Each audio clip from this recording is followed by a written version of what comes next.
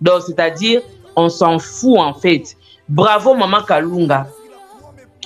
Top mabele akumsaka mabele na ngai nga mwasa muswahili mabele minene mabele mama top etikala okangata mobile mote Marquis alali lali amelie mabele ya pamba ansi luzola zo continuer komela mabele la duchesse amelia mabele abeli mabele alembi mwana oyo fendi amela mabele ya top amela mela bapede nada bamela ba top mabele ya top wana top mabele nese sous na poussa cité parce que bamela trop bana mikie ya théâtre mo ah mikie ya théâtre bamela mabele ya top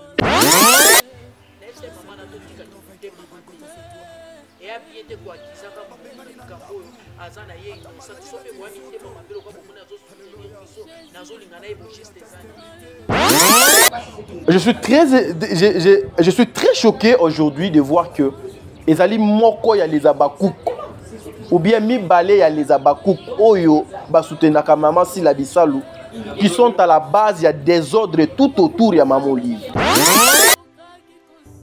Maman na biso Kalunga e poto yé moko a se battre. Maman Kalunga e poto femme forte e poto na mbongo na ye moko. Mais kizengi a top munoko loka mutana pota libumu munoko a top etikalaka rouge loka mutana pota libumu. Munoko a chop ya top eza loka pota libumu loko hémorroïde. Akokakata ko ya potote. Mwasi moko mitika ba fiba ke mabela solo wana na ba mama politique.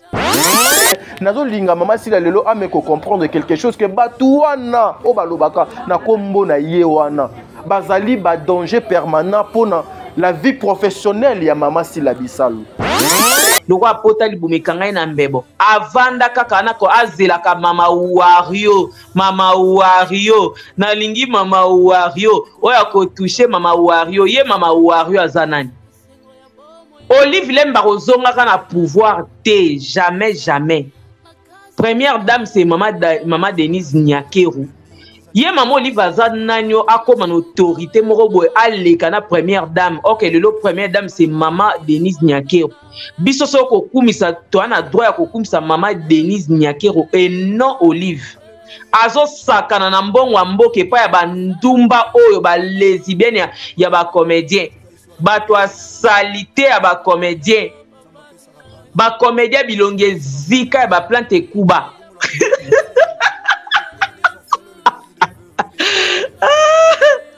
Ye Olive azanani. Déjà pour moi maman Denise Nyakeru azo bebisa mbongo wa mboka. Bolobelaka Maman Sylla, vous défendez Maman Sylla nuit et jour, vous insultez même les gens na kombo ya Maman Sylla. Mais vous oubliez que c'est que Maman Sylla aza lelo ezali grâce à Maman Olive Lembe Kabila. Leçon nini au Mida akoki kopesa Maman Top. Vous êtes sur Top Media TV. Voilà, mesdames et messieurs, les amoureux de Top Media Télévision, les enfants de Dieu, Mbote Nabino Bisika et Zoami Bino.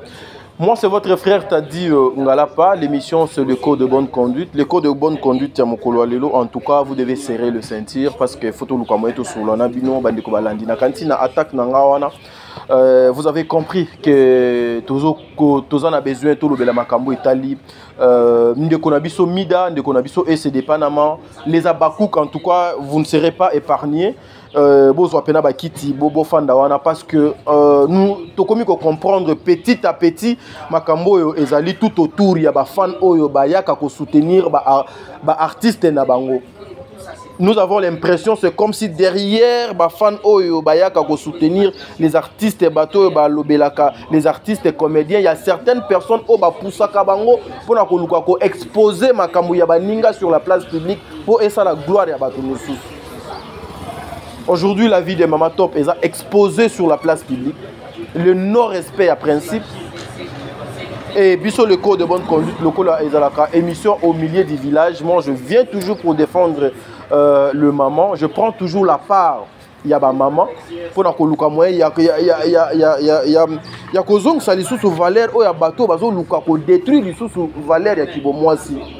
Yangonga na yaka na émission au le code de bonne conduite une façon ya ko répondre ba nyonso ba fingaka émission oyo eko continuer ka boye et si longtemps que bato ya kofinga baza le code de bonne conduite peut eko continuer jusqu'à ce que bato mabe bako comprendre que bango bazala kakati na mabe faut batika.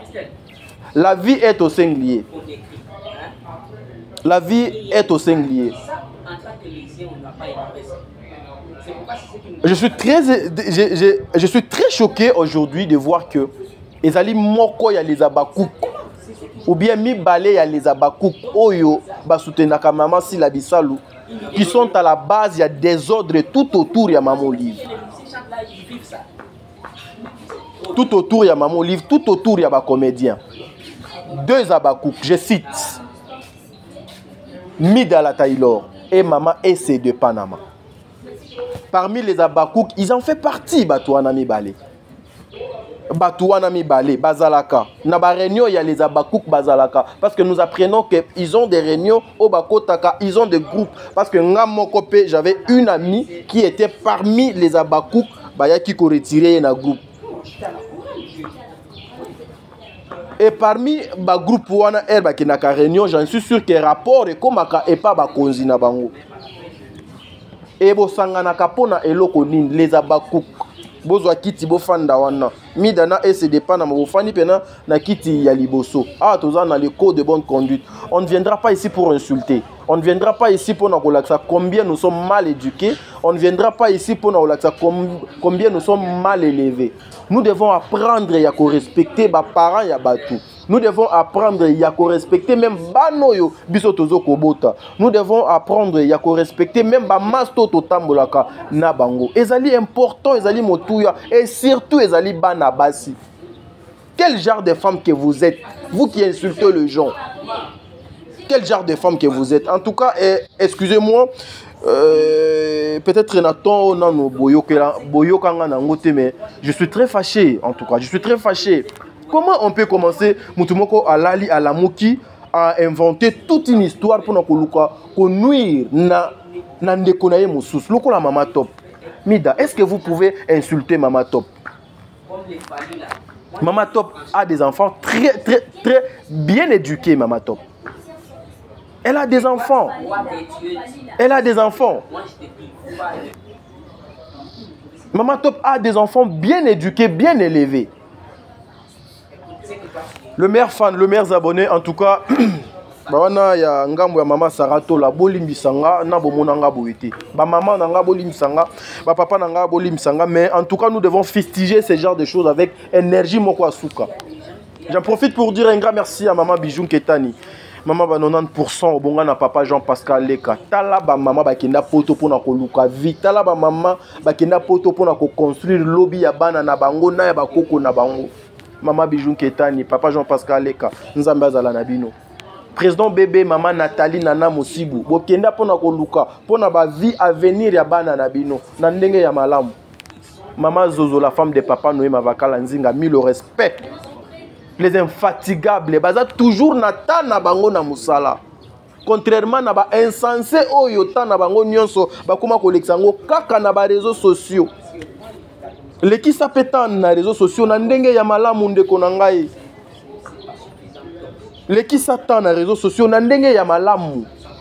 Apporter quelque chose na ndenge ya malamu na kati ya réseaux sociaux, ça sera quelque chose de bien. Mais vous passez tout votre temps na réseaux sociaux en insultant. Il y a ko diviser batu, il y a ko créer ba problème, il y a ko sala makambu oyo ezali na nzela te. Maman Deborah Lubanda, Kilo, mère à Calgary, une femme qui donc a travaillé à full time. Na ba Mali à Canada wana, maman ba Jenny. Nzamba zala na yo. Ba ndeko lokola ba Bertin Konde. Azwa vine nyonso apesango na musala na ke pona kende koluka na mboka bapaya lokola na Congo mo musala dezala ka moi passe lokola na Congo tozala na moi difficulté oh nzambe da salinga grâce na komi na mboka Macron na komi na mboka moko boye na komi na Belgique na komi na États-Unis na komi na Londres na komi na Canada na komi na construire vie nanga na luka pona lobby. L'école de formation, l'école de métiers est belé.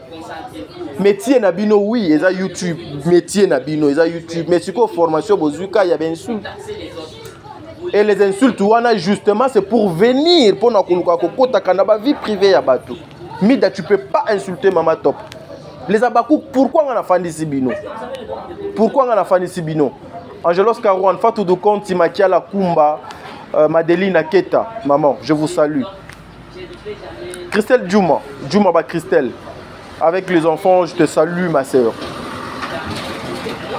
les abakou pourquoi on a fandi bino Maman Olive Obino bozoya kako finga nuit et jour mida na chaîne na yo yozali moko ya les abakou to yebi maîtresse ya les abakou kezalaka maman Sila excusez-moi maman Sila en tout cas lelo peut-être okoki ko pesa nga raison pourquoi na telemelaka batu na yo wana o batanga kombo na yo soit disant bayaka pona ko défendre yo na telemelaka bango maman na telemelaka bango avec raison bazali batu ope bakoluka ko détruire yo maman faut faire très attention. Bolobelaka Mama Sila, vous défendez Mama Sila nuit et jour, vous insultez même les gens na kombo ya Mama Sila. Mais vous oubliez que c'est que Mama Sila aza lelo ezali grâce à Mama Olive Lembe Kabila. Bozwana no temps ya ko bana ko finga na no Mama Sila avant boya kokoma et pas Mama Top. Avant boya kokoma do pas Mama Belleville avant boya kokoma et pas ya bandeko nanga Pierrot aya comme avant boya kokoma et pas ya Barcelone ba coquette bo banana no kokota nanu na vie ya maman oyo azali maîtresse na bino cheftaine na bino. En tout cas, ici, je ne veux pas entrer dans la vie de Mama Sila, mais nazo linga Mama Sila lelo ameko comprendre quelque chose que batuana o balobaka na kombo na yewana bazali ba danger permanent pour la vie professionnelle ya Mama Sila Bisalu. Yango ozomona même que ils sont là pour insulter balobaka ke bazaka ebele mais incapable ya kokomisa même chaîne ya Mama Sila Bisalu même ata na 200 000 abonnés à Pamba incapable ya ko s'abonner même na chaîne ya Mama Obango bakumisaka mais ils sont là ils sont forts na mafinga.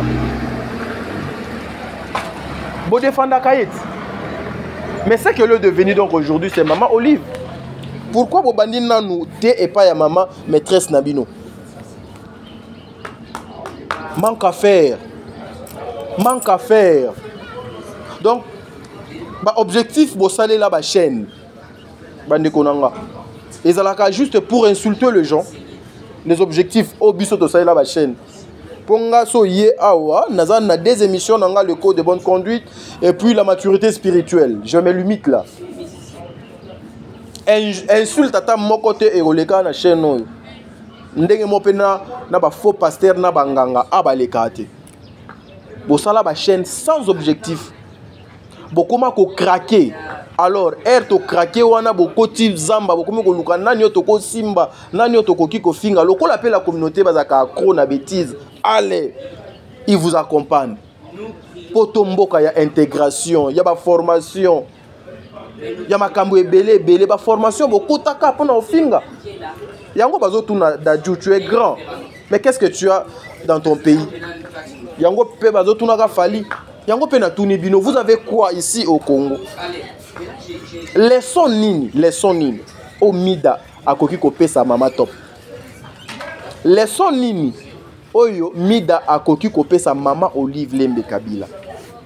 Parce que là j'ai vu des personnes m'appeler Yonoza Bongo ozo sala émission pour au flatter nazo flatter nani non mes frères je suis comme ça.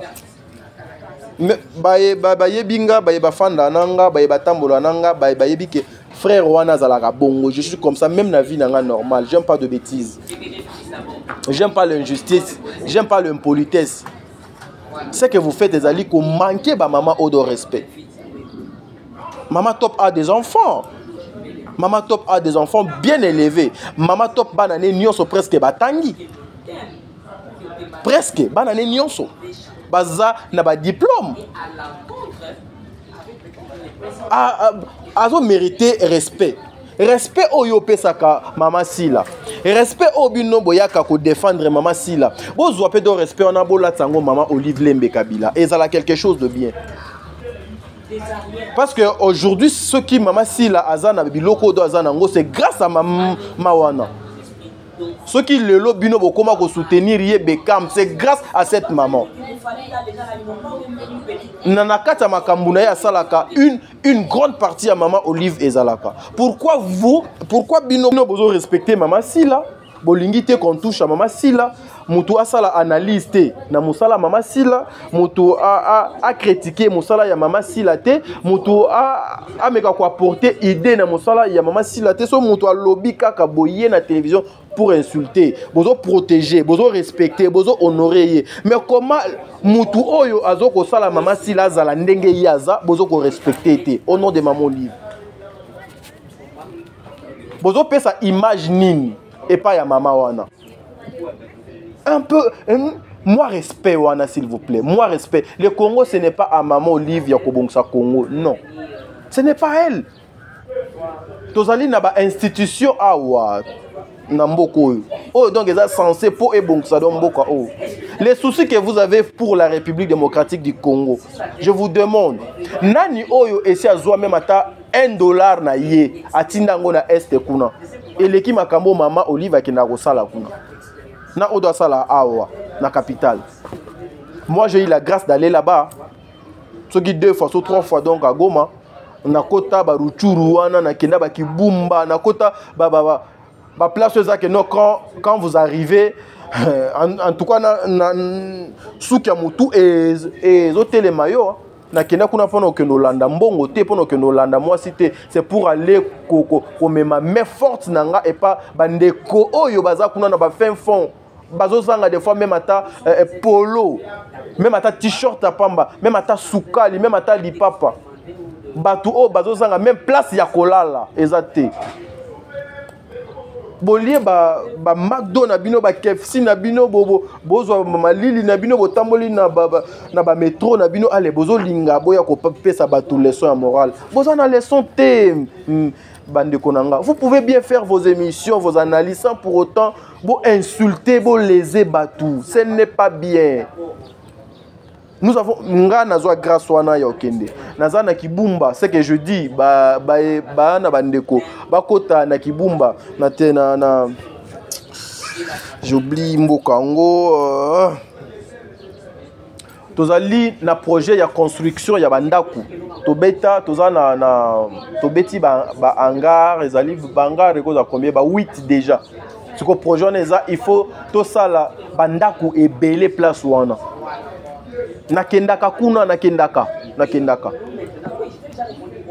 Et si tu as à la télévision ya koya olobelango. Vous avez quoi d'abord ici na Congo? Na ba propre famille na bino sali déjà nini. Il faut Maman Olive à saler la Congo nini, à saler la Rabino nini. Vous devez arrêter avec ça. Vous n'avez pas les droits mes frères. Mes sœurs aussi. Yakobana ko fingaka batu, c'est pas bien. Je suis très énervé parce que on peut pas. Hein? Bah chez moi sala sans cahier de charges, sans objectif, sans nini. Tout ça là quand même ata ba critique il y a makambuna biso et tout. C'est mieux, c'est bien. Au critiquer nga na critiquer yo, mais koko ta na vie privée na nga tenga pena ko ta na vie privée na yote. Parce que ba Hans Luzolo wana ba Mike la Duchesse bozo tanga ba kombo bana ba famille bana basi bana. Est-ce que na tunaka herbo finga ka batu boy herbo loba makambu oyo mibali na bino bazalaka wapi mibali na bino bazalaka wapi? Moi je me pose des questions. Mibali na bino bazalaka wapi? Est-ce que Mama Sila okoki ko zwana nu bandeko o balobelaka yo te oyo bandeko o balobelaka yo oyo lokola mida omeki nano koyebise ke non ko simba côté kuna te? Pourquoi opekisaka bango te? Pourquoi opekisaka bato te? Parce que bato yo balobaka kaka na kombo na yo. Et ce sont les mêmes personnes aussi au bayaka kofinga bandeko na yo ba comédien. Le même personne au pe bayaka kofinga na mamo yo asungaka bino na tango apasi. Où allons-nous? Répondez-moi. Comment Maman Olive Lembe Kabila na ba Mama Top na ba maman Bellevue na ba maman nyonso basala kamakambu moko na maman Sila mais nanu na yoka place te que SDP nama ou bien nani Mida ndeko nanga Mida aleka na télévision pour à reprocher même maman Sila. Et pourquoi bino bozana kaka pour attaquer d'autres personnes au pe bazalaka na maman Olive bolongola ka maman Sila pourquoi maman Sila en tout cas ce qui peut-être batou il y a déjà le bakoya na sima maman pour vous flatter, mais moi, ton frère, je vous dis, devant la caméra, il faut faire très attention à Jara Batou. Parce que nous apprenons que les Abakouk, bazalaka na ba groupe, il y a ba réunion na bango, o basalaka ba réunion. Oyo basalaka ba réunion et j'en suis sûr. Na confirmé en côté mais j'en suis sûr ceux qui basali réunion na souka réunion bazalaka na rapport o ba présentaka et pas o azali lokola mokonzi ya les Abakouk face à situation oyo face à situation oyo batu bako définir nini batu bako ki koloba nini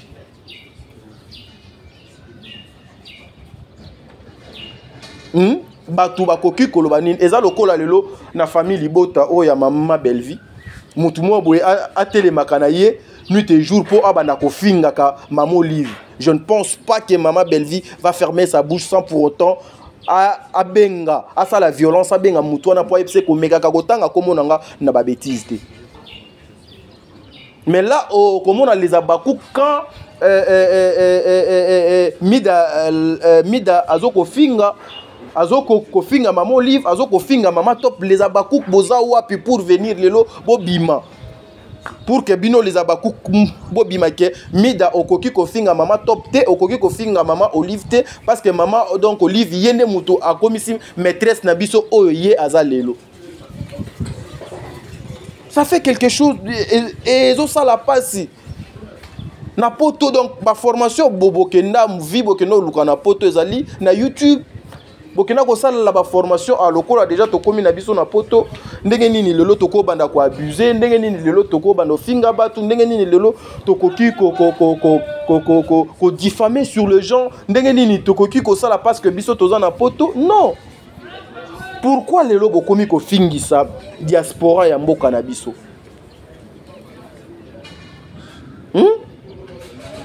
les Abakouk il est temps parce que bino bomonanga que frère olobela biso mabe ozalaka contre maman Sila non nazalaka contre maman Sila te mais entourage ya maman Sila bato yo baya ko défendre maman Sila en tout cas na lobi te ke bango nyonso bazali ndenge moko ezali na batu quelques batu oyo bayaka pour détruire à l'image de cette dame parce que lelo bino bo répondre nga Mida a défendaka maman Sila nuit et jour bino nyonso boyebi ke azali moko ya ba Abakouk face à la situation qui est en train ya kopelisa moto ya makasi na situation nani oyo akomi ko finga na ba comédien ba kendaki ko bina na Lubumbashi kuna elle en fait partie c'est quoi le rôle de maman Sila parce que moi je l'ai vu na Lubumbashi maman Sila a lancé qui message toujours les Abakouk je vous aime beaucoup bozala ini les Abakouk toujours à glorifier bango. Mais la situation c'est grave et puis Mida un de konanga moi si oza mwana ya so ya ozone so barré so kamunganga so qui so sukamir ne konangai ma sœur Mida komono ezotanga manandenga mabete na ndenga mabe j'allais dire komono ezotanga manandenga bien te yaya quand vous insultez maman Top Maman Top a 4 enfants. Maman Top a 4 enfants. Par rapport à Babilo Konanga na Meku Kokota, na yeko zwa information Maman Top s'est mariée à l'âge de 18 ans s'il vous plaît. À l'âge de 18 ans, Maman Top. Maman Top ti aboti bana na yek. Aboti bango te ke dada aboti ye na mobali mususu. Princile na mobali musus Omba na mobali musus Chako na mobali musus Eli na mobali musus Pourquoi vous voulez salir la personnalité ya bato si facilement comme ça à cause de vues de konanga? Mbongo yango combien obiso tozuaka otoyaka na énergie asuka tokobanda ko exposer ba vie ya bato ko finga bato ko lobela bato mabe à cause ka juste ya ba $1000 na ba 2000 tozuaka ah yango bazo finga bino yango bazo finga bino do bato apoto depuis bokenda poto yango o bino bobenga biso bato ya Kinshasa depuis bokenda vous avez quoi ici au Congo? Yango lelo bazo kotuna daju tu es grand mais tu as quoi na mboka na yo? Yango bazo kotuna Fali tu es Fali mais tu as quoi na mboka na yo? Bino pe bandeko bozo kofinga ka makambo mama Olive azo kosala na nzela ya ba comédien bino pe bosalaka bosali déjà nini awa na Congo?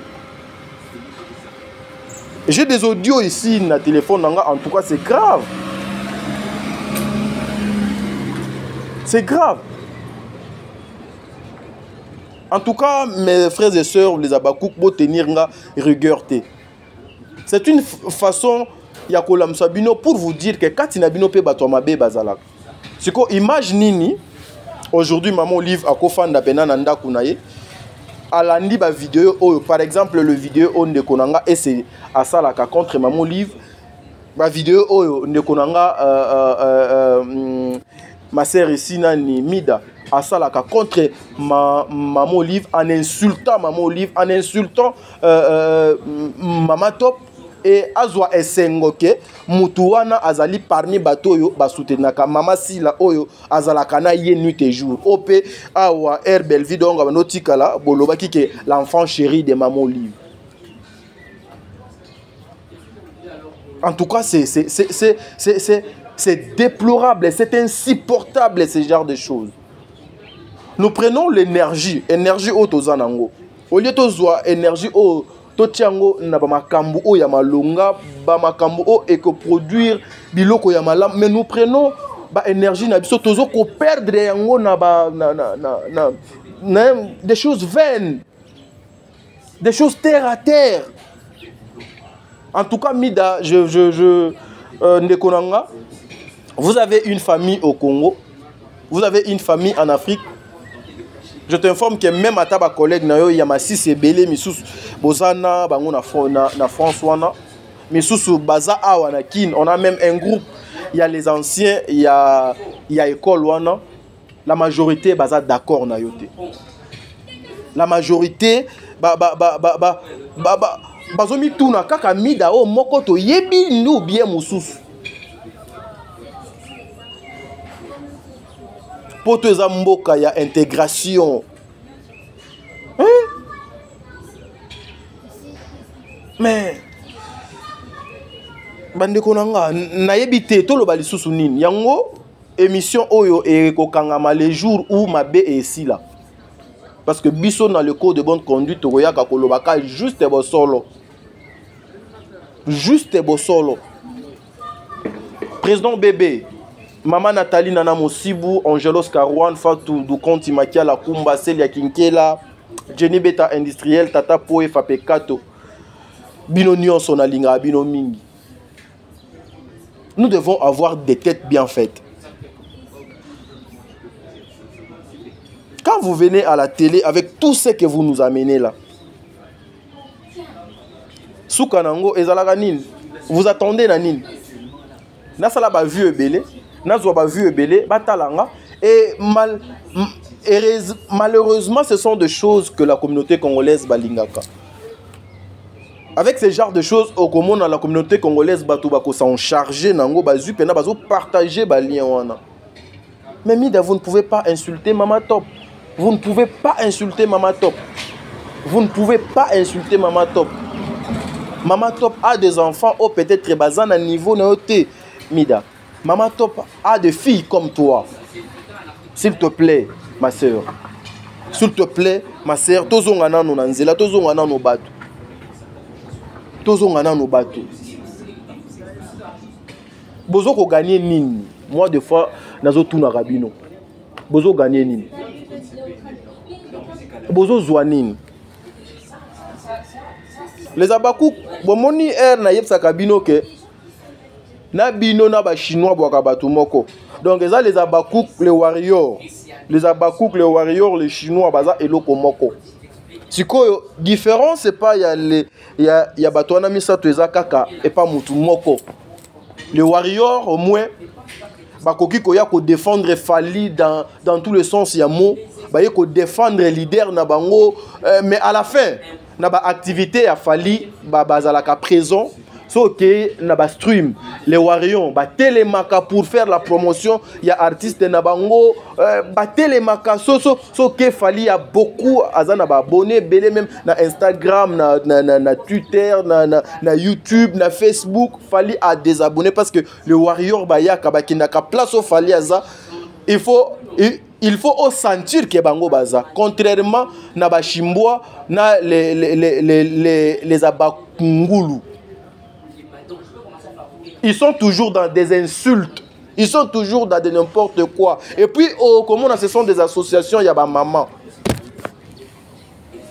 Moi, ça me fait trop mal lorsque je vois de maman. Bazoko kende bazoko mema batu ebele na mabe. Mida, tu n'as pas les kilos d'insulter Maman Top. En tout cas, ndekonanga moi si il faut faire très attention. Biso nyonso to na ba passer na biso apasi. Biso nyonso to yebi ba place to wuti. Biso nyonso to yebi ke t'as dit a uta mboka. Biso nyonso to yebi ke famille t'a dit ba ne lokote. Biso nyonso to yebi ba passer na biso moko esunga ka biso to yebaka ke non na passer o na wuti koleka nango ndenge na. Donc c'est comme ça que je disais ba passer na biso, c'est-à-dire ba passer na biso esunga biso. Là où j'étais hier passer nanga présent nanga ndenge za lelo na bongsango pour na lobby. Est-ce que bino bozali na ba vie meilleure? Est-ce que bino boza ba vie meilleure? Bozali na ba défaut te, bozali na ba erreur te, bozaka na ba potentiel na ba qualité de élever ko les kabatunions. Pourquoi vous faites ça? En tout cas, Mida, je ne suis pas d'accord avec toi. C'est que on a yokina on a moni. Je ne suis pas d'accord avec toi, Mida. Vous n'avez pas les kilos de passer à la télé pour commencer à insulter le maman. Parce que yo moko ndongo zabongo, tu connais très bien ta vie, tu connais très bien passer na yo. Oyebi même vie na yo moko aux oko sala. Tu sais.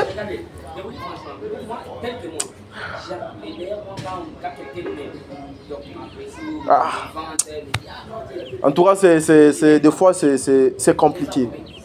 C'est compliqué. Je n'aimerais pas aller au-delà, il y a pas exigence dans là. Je n'aimerais pas aller au-delà, il y a pas exigence dans là. Cette émission, c'était juste pour 20 petites minutes, une façon que vous devez arrêter avec ce genre de choses.